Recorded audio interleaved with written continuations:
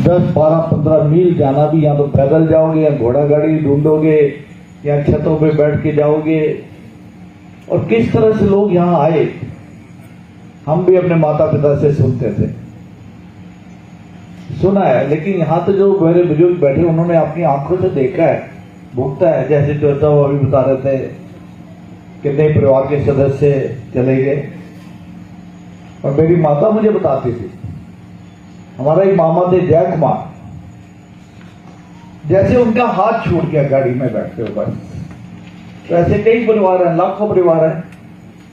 तो उनको याद करने का दिन है। मैं ज्यादा समय नहीं लेना चाहता क्योंकि हमारे मुख्य वक्ता आपके बीच में हैं, लेकिन मैं अध्यक्ष जी का धन्यवाद करना चाहूंगा कि आपने इस कार्यक्रम को बड़े अच्छे तरीके से, हमारे संयोजक इस कार्यक्रम के नवीन भाटिया जी, मंत्री जी को बहुत बहुत धन्यवाद देना चाहता हूं।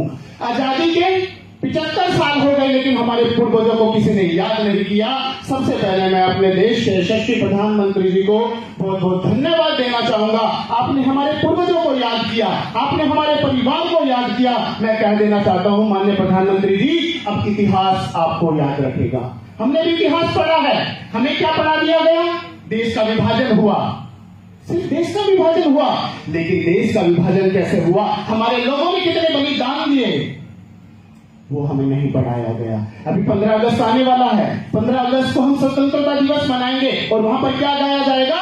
दे दी तूने आजादी, बिना खड़क बिना ढाल, साबरमती के संत तूने कर दिया कमाल, बिना खड़क बिना ढाल। अरे ये आजादी जो मिली है हमारे पूर्वजों के बलिदान से मिली है। हमारे पूर्वजों ने खून की होली खेली है, तब जाकर हमें आजादी मिली है, लेकिन उसको किसी ने याद नहीं किया। मैं माननीय प्रधानमंत्री जी का पुनः बार बार धन्यवाद करना चाहता हूं, जो हमारे पूर्वजों को आज एक मंच पर लाने का कार्य किया। हम अपने पूर्वजों को आज हमारे सम्मान का दिवस नहीं है, ये आपका सम्मान का दिवस है। अभी एक डॉक्टर साहब ने घोषणा की, जिनका हॉस्पिटल है, कि आपको कभी भी कोई भी समस्या आएगी, कोई भी बीमारी होगी, मैं आपके लिए हमेशा खड़ा रहूंगा। महंत लोकेश दास के पास कोई हॉस्पिटल नहीं है, लेकिन महंत लोकेश दास को आप कभी भी याद करोगे, आप सबके लिए महंत लोकेश दास हमेशा आपके साथ खड़ा है।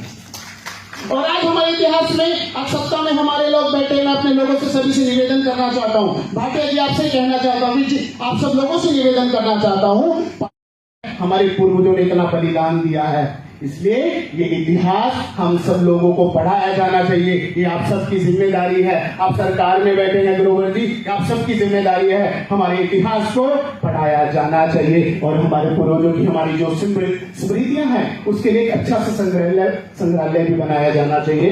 इन्हीं शब्दों के साथ, क्योंकि समय की सीमा में मुझे बांधा हुआ है, बहुत सारी भावनाएं थी, बहुत सारा कहने का मन था, लेकिन आप सबको मैं कह देना चाहता हूं, आप मुझे, मैं एक संत की हैसियत से नहीं, मैं आप सबका पालक हूं। आप मुझे कभी भी याद करेंगे, मैं हमेशा आपके पास उपस्थित रहूंगा।